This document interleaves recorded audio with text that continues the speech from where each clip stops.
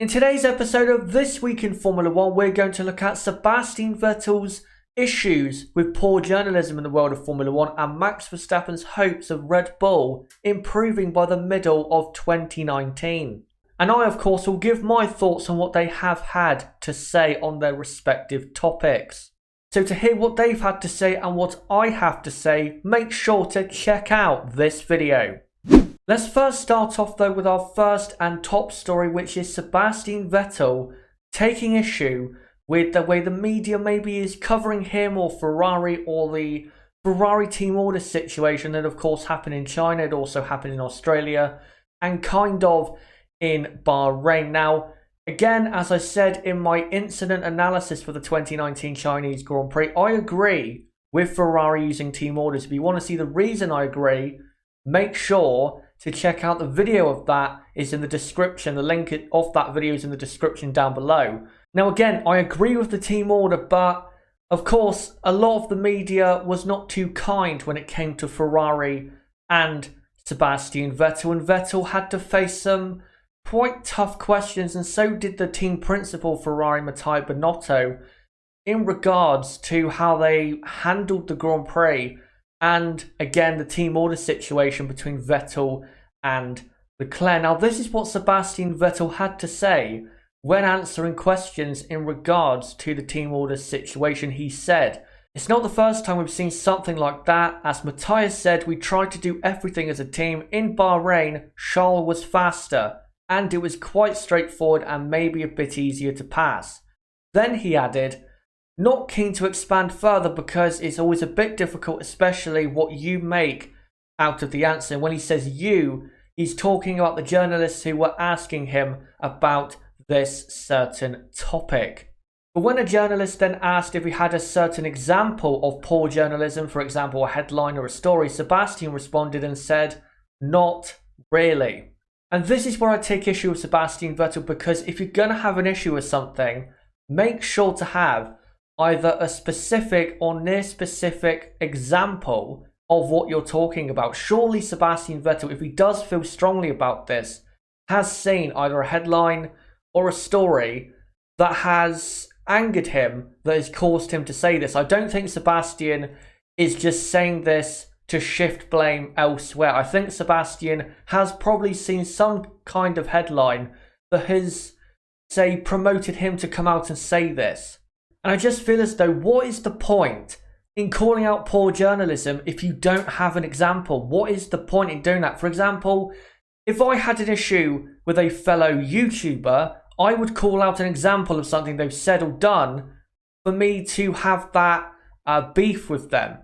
But if I don't call out a reason, if I did have a beef with that YouTuber, then it would make no sense. And that's why for me, Sebastian Vettel's taking issue with the media does not make really that much sense, because if you don't have, a specific or near specific enough reason or example for having an issue with poor journalism, then what's the point in having an issue with it? Because then it does come off as you trying to shift the blame elsewhere, even though for me, Ferrari were not to blame, but that's just my opinion when it came to the team order situation in Shanghai. And it also screams of something from Vettel that I really don't like when it comes to just life in general. Now, I just want to stress, I do not hate Sebastian Vettel. Anyone who says that is just being ridiculous. I like the guy. I actually like him quite a lot and is one of my favourite drivers in terms of his personality. But what he's using here is kind of passive aggressiveness. Now, I hate passive aggressiveness. I don't hate the people that use it, but I do hate just how passive aggressiveness just, happens. And to me, it does feel like passive aggressiveness, because he does have an issue with this poor journalism that he's trying to call out, but he won't go too much into it. And it does seem clear that he is, say, more angry about it than he is showing. And for me, he should just come out and say what his issue is. I mean, he had no problem doing it at the 2018 Bahrain Grand Prix, but in this case, he just didn't want to go into it and was kind of, again, coming off as passive aggressive, and I just don't like when passive aggressiveness is used in life in general. And for me, given that it was a controversial situation, I think this was the wrong way to go about it. And also, this will, if he continues upon this point, this will affect his reputation because let's be honest, with the way the world works, the media controls his reputation. They absolutely do. The media has the power to make anyone look bad or look good. And this just wasn't a battle he needed to fight, and it wasn't a hill he needed to die on. Now, I do have my own issues when it comes to journalists because I think they can really distort the truth, and they do it so many times, especially in today's world.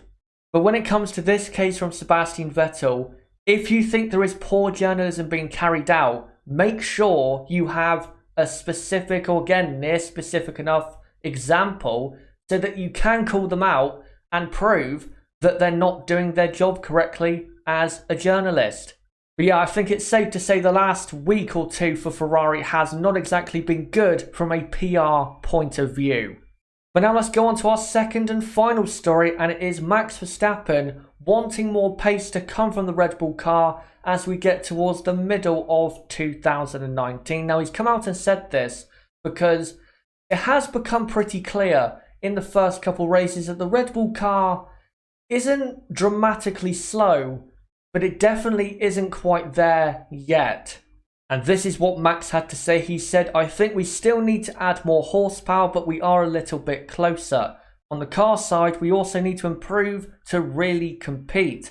Hopefully, halfway through the season, we won't have to say we can only fight on circuits without long straights." And he's absolutely right. If Red Bull want to be competitive on a consistent basis, then they're going to have to be able to fight for the race win at tracks where you wouldn't think they would be that quick. But to be honest with Red Bull, this is a very similar pattern. I mean, look at last year, for example. Now, I know before the midway point of 2018, they had 2 race victories in Shanghai and Monaco. But let's be honest, Shanghai was down to a safety car coming out. They didn't have the pace, really, to win that Grand Prix. And then in Monaco, well, they're expected to win in Monaco because Monaco has nothing to do with straight line speed. And if you look at plenty of races in the first half of 2018, they were consistently the 3rd fastest team like they basically are now. And they didn't become, say, a team that was consistently able to go for, say, 1st or 2nd place until, say, Singapore or even Suzuka. And this example also goes back to 2017, 2016 as well. So this isn't just a one-time thing. Red Bull just don't tend to start off the season that great, and we know they improve the best out of any team over the course of a season. So I don't think we should be shocked that Red Bull aren't massively fast right now, and I think they're definitely going to improve, say, in 3 to 4 months' time. I mean, let's remember, going into 2019, this season was always about development with their new engine partner, Honda. It was never about immediately going for the World Championship, and it was never going to happen. And in fact, how they're doing right now is basically what I expected for the first 3 or 4 races in 2019, and I expect them to improve a lot by the time we get to Mexico and, say, Brazil. And if they do improve enough for the second half of the season and once we get to those types of races, then for me, 2019 has been a good enough season for Red Bull because, again, realistically, they were never going to challenge Ferrari and Mercedes when it came to the constructors or out-and-out pace over the course of a season. But hey, if Red Bull do improve the car soon enough and Max Verstappen, for now and when the car improves, keeps up his great performances, you never know, Max could finish ahead of both Ferrari drivers in the Drivers' Championship, because right now, after 3 races, despite the Red Bull car not being that quick, Max is ahead of Vettel and Leclerc in the Drivers' Championship. And I think, to be honest, Red Bull's issues have been massively overplayed. I don't think the issues they have are as big as people are claiming. So hopefully over the course of 2019, Red Bull can improve this car as the season goes on like they normally do, so this team can be more competitive and make a more interesting fight for the race win. Because right now, realistically, it's only between the top two teams, and it would be way more fun if we had another team added to that fight for the win. But guys, that's my thoughts on these two stories. Make sure to comment down below your thoughts on these stories, and also comment down below what you think of my opinion when it comes to the Sebastian Vettel and also Max Verstappen / Red Bull story. And of course, as ever, don't forget to subscribe and hit the like button as usual. But guys, until my next video, it has been me, Chazza HD. Goodbye.